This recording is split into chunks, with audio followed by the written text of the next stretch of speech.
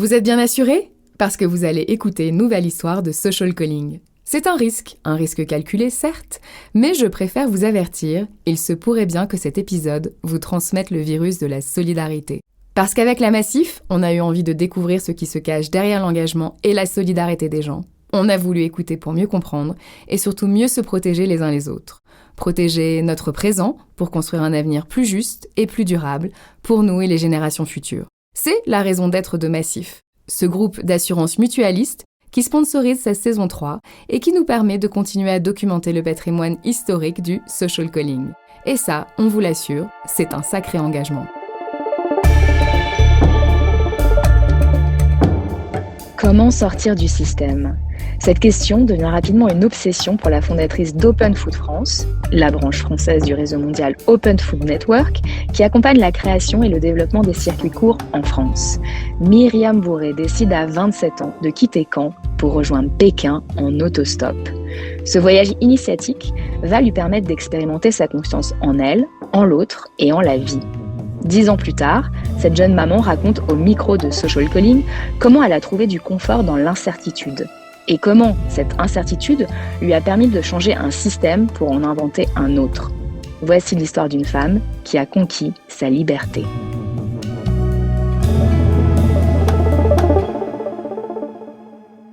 C'est vraiment à travers la rencontre que je me suis découverte.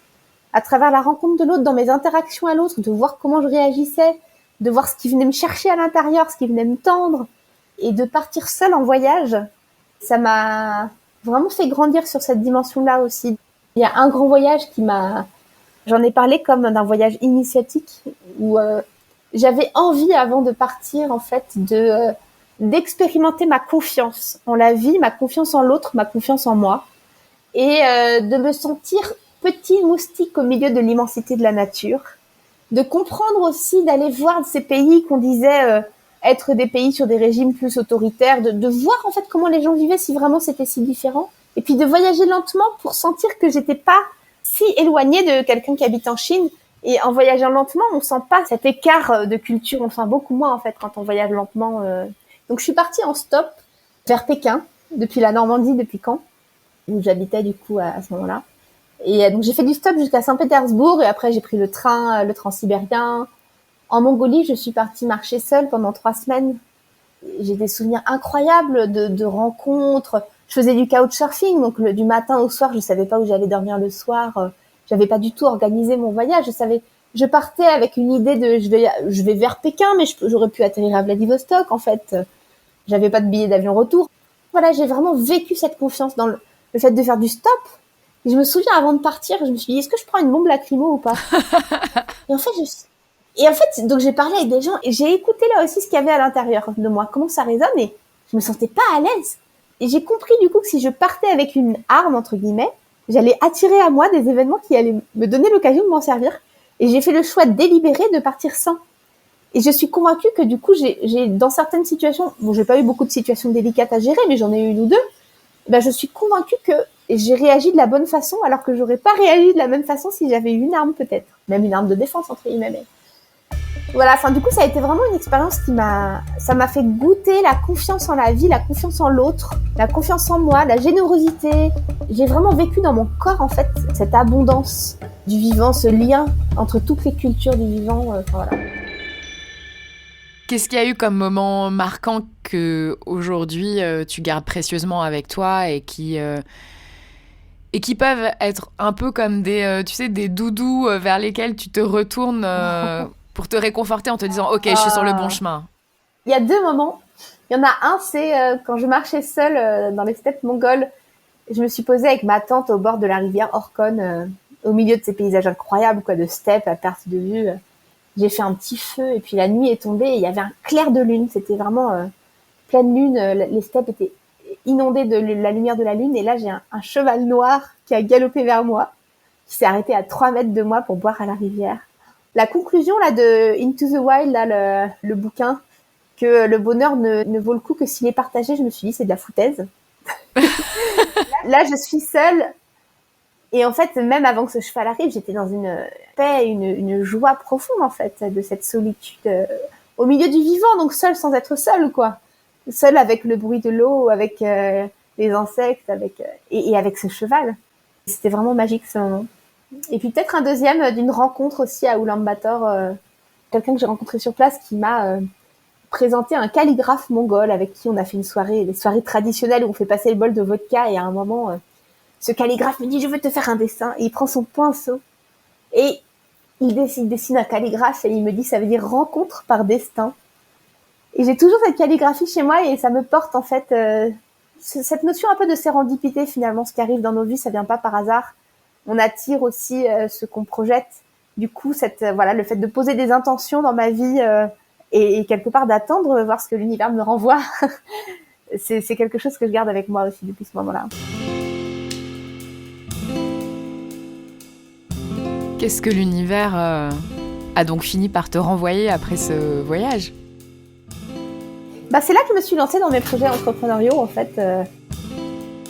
Et après ça, du coup, j'ai rencontré ceux qui travaillaient autour de l'alimentation, les modèles d'alimentation partagée, les groupements d'achat, les circuits courts, les plateformes qui permettaient de s'organiser pour penser d'une autre façon la distribution alimentaire, sortir des grands groupes de distribution qui décident en fait de qu'est-ce que mangent les gens.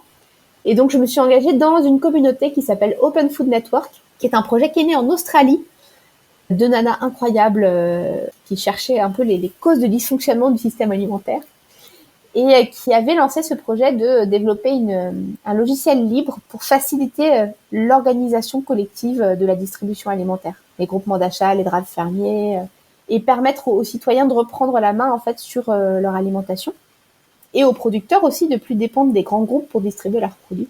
Donc j'ai rejoint ce projet Open Food Network et j'ai créé du coup en France l'association Open Food France, qui elle-même a porté l'année dernière la création d'une SIC, une société coopérative d'intérêt collectif qui s'appelle COP Circuit, où du coup on cherche à soutenir le développement, la performance, la démultiplication de ces circuits courts alimentaires.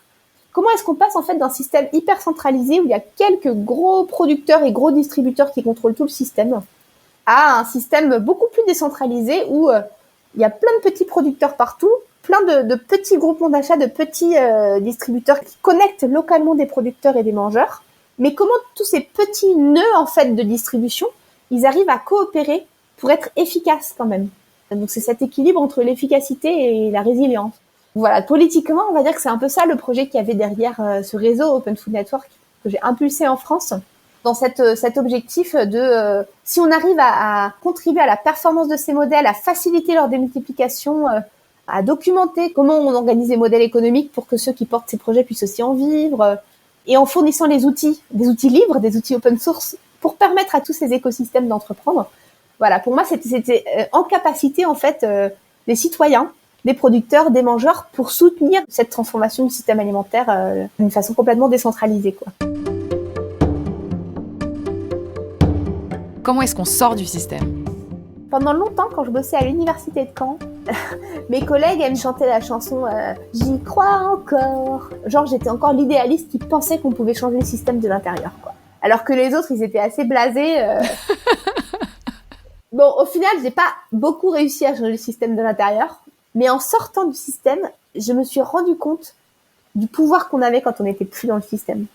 Une des devises du réseau Open Food Network, c'est la meilleure façon de transformer un système, c'est d'en inventer un nouveau qui rend l'ancien obsolète. Et j'y crois vraiment, en fait. C'est quelque part, on montre comment ça peut être autrement. Les gens voient ça et ils se disent « Ah ouais, ça a l'air chouette, ça les fait rêver », ils vont vers le rêve. Et du coup, c'est comme s'il y avait une fuite de l'ancien système vers le nouveau système. Et je pense que c'est ça qu'on est en train de voir dans la société d'ailleurs, hein, petit à petit. Donc comment on sort d'un système ? Quand même merci au système social de la France, parce que j'ai pu bénéficier de 2 ans de chômage qui m'ont permis en fait d'entreprendre. Ça a facilité, on va dire, ça m'a assuré une certaine sécurité matérielle pour me permettre de quitter cette petite bulle de confort où j'avais mes 11 semaines de congés payés par an, quoi, en bossant à l'université. Bon, j'étais pas très bien payée, mais j'avais un confort quand même de travail et de vie. Mais voilà, de sortir de ce confort-là pour embrasser l'incertitude et en même temps la joie de l'inconnu. C'est aussi tout un moment où j'ai cheminé sur moi. J'ai découvert et j'ai fait beaucoup de méditation. Dans toutes ces démarches personnelles, je me disais aussi comment la sécurité, elle est à l'intérieur de moi et elle est pas forcément dans les conditions extérieures. Et donc sur ce truc de confiance en moi, de confiance en la vie. Et même aujourd'hui, je gagne quand même assez peu d'argent. En fait, je me paye moins qu'un SMIC avec ces projets que je porte. Donc voilà, c'est aussi d'apprendre à vivre au quotidien, à trouver du confort dans l'incertitude. Et donc moi, j'ai fait aussi ce chemin intérieur de réapprendre à être bien au milieu de l'incertitude et du chaos, de l'incertain, quoi, de l'imprévu, et de l'embrasser. Comment est-ce qu'on trouve du confort dans l'incertitude ? Pour moi, c'est une démarche intérieure.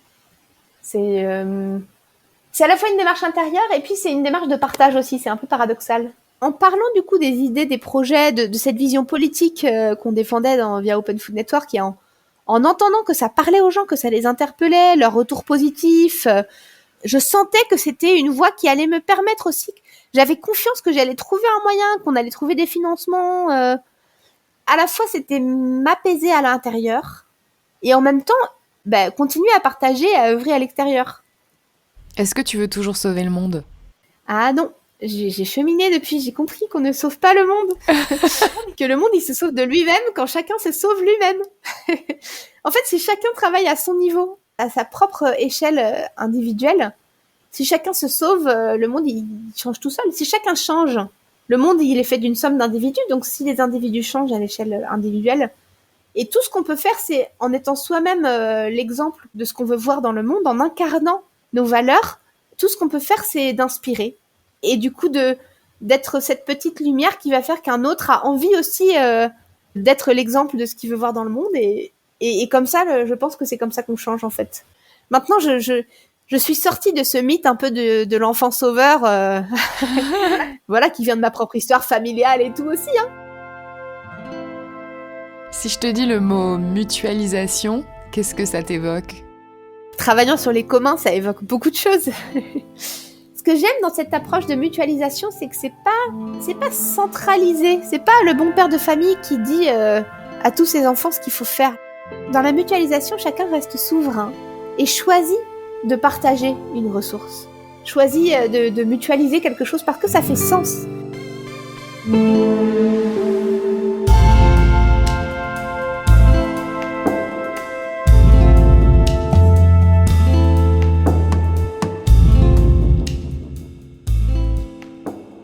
Si cette histoire résonne en toi et que tu aspires à soutenir le développement des circuits courts en France, tu peux consulter le site Open Food France et rejoindre la communauté des entrepreneurs en circuits courts.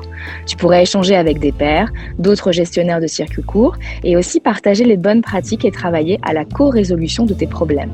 Toutes les informations sur le site openfoodfrance.org. J'espère que les histoires de social calling continuent de t'inspirer et te donnent envie de te jeter à l'eau, de sauter dans l'inconnu et peut-être de partir en autostop pour écouter ta petite voix intérieure qui te murmure « Vas-y, plaque tout et change de vie ».